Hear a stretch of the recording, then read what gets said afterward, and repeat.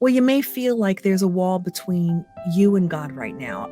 You might even describe it as a stronghold, something that's just got a grip on you that's keeping you from living a life of abundance. Well, my next author, Wendy Cohen, is the author of Freedom, True Freedom Lasts Forever. Welcome, Wendy. I'm so happy to be here, Suzanne.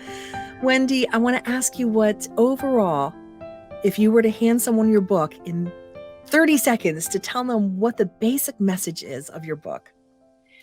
When you love God with all your heart, mind, soul, and spirit, and you trust Him, the way it says in John 6:29, when you trust Him completely and you believe on the one whom God has sent, the Son, any problem you have in your life comes under the authority of Jesus Christ. And if you have been demonically possessed or oppressed or suffered and been abused in your life, and you surrender it with a completion without holding on to anything, you just let it go into Jesus, becomes his to carry. It becomes his to carry on the cross, and it is removed from your heart, mind, soul, and spirit, and you're healed at that moment of release. When you talk about freedom now, it sounds like you're talking about forgiveness. You know, forgiveness is a major part of freedom. When you hold something against somebody, it says in scripture that you're put in prison, and it's true, but when Mm. you hold something against somebody, your mind goes round and round and round and round in circles. And it's like you're a rat in a maze and you can't get out. What happens when you forgive is you open the door of that maze and you say, God, this is yours to handle. This is not mine. I trust you with this. I'm going to focus on you, Jesus. I'm going to focus on your love. I'm not going to focus on the hurt that happened to me. This person is yours. I lift him, or this situation, I lift him up to you. I give him to you. I declare your victory over him. I will have nothing to do with that anymore. I turn all my attention back to you. All I'm going to do is pray blessings for that person now. When you reach that point, nothing that has been bothering you about that person can stay. Instead, you're filled with God's compassion, you're filled with God's love, and He shows you how to pray the proper prayers to bring that person to redemption. It may or may not work. That person has freedom of choice, but you're set free. Mm. So it's difficult sometimes to forgive people for things that in the big picture are really very small. They didn't list their house with my husband, or they said something that offended me, or they cut me off in traffic. But you're speaking about forgiveness on a scale that most of us can't really comprehend. Right. Most of us can comprehend the forgiveness like the angers that I have. But you're talking about a global scale of forgiveness. Can you dive in a little bit to your history and Yeah. why? Yeah. Yeah. So, first of all, I want to go back to when I wrote this book, when God commissioned me to write this book. It was in 2018. I am a survivor of satanic ritual abuse. What that means is that when I was a child, I was left for a couple weeks with a babysitter who belonged to a group of people that tortured missing children, derelicts, etc., to death. It was totally demonic. My parents didn't know what they were doing when they left me with her, and it was beyond horrible. I mean, it's you're 6 years old and you're watching people be murdered, and they tell you, if you tell your parents, they're going to do the same thing to your parents that Right. they've done to these other people, so you can't speak about it.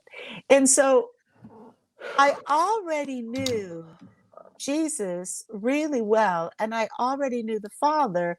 My parents were atheist Jews. So they taught me to disbelieve in God, but God kept showing up from my childhood in my life again and again and again and again and again. And He actually introduced Himself to me through Jesus. And so I had a very strong relationship. And after this terrible thing happened to me, I promised God that when I was older, I would do my part to end such horrible violence. And then in 2018, the Lord took me to Auschwitz, and Birkenau was the killing camps in Auschwitz, and they killed 20,000 people a day. And I'm sitting there, and I've got ashes in my hands, and somebody hands me the inner sole of a woman's shoe that would have been from all the way back then. And she Oh hands it to me, and gosh. I'm going to break. And what happens when you go through the demonic stuff I went through as a child is that your mind shatters. And I said to the Lord, I'm going to shatter again. I can't handle this. Oh, And what do I do? And he said, you forgive. And it wow. wasn't human Wow. forgiveness that came over me. I forgave everyone, everything. I forgave all the Nazis, all the people during World War II. I forgave the Jews who didn't leave when they could have left.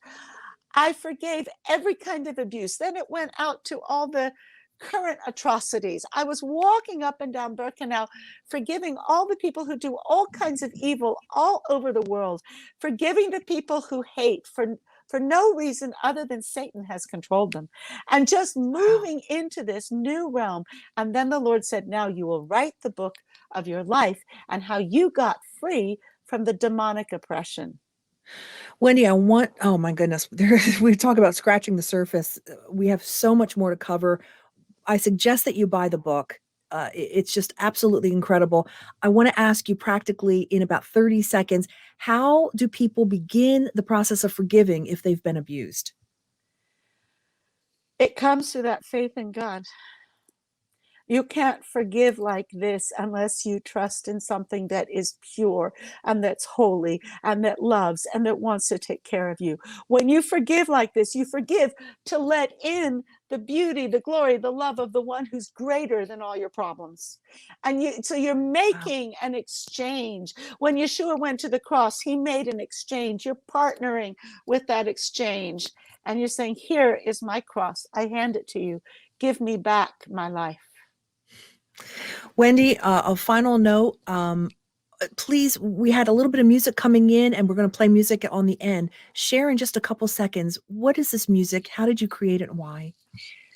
So I've been doing this for decades, and it's just God plays music through me. I don't know how else to explain it. It's I beautiful. am trained, but I sit down at the piano or the keyboard, and God pours out music through me as if it was a prophetic word to bless people, as if it was singing in tongues, to bless people with whatever message He has for them. Wendy's book, her name, Wendy Cohen, wrote Freedom, True Freedom Lasts Forever. You can get that on Amazon. How can people get a hold of your music? The best way is to contact me. They can go to my YouTube site, and that is Music from the River of God, and then by Wendy Cohen. Otherwise, Very you'll good. get around and round. So, Music from the Okay. River of God by Wendy Cohen. And I have a blog site, etc. If people want to contact me, why don't you contact me on Facebook? And then I can connect you in with my blog site and other things that I do. I also go Wonderful. out and teach. So that's the way. Yes, and speak. So you I can, go out and teach and speak. yes. Yes. Wendy, thank you so much. Have a great day. Thank Blessings. you so much. Blessings.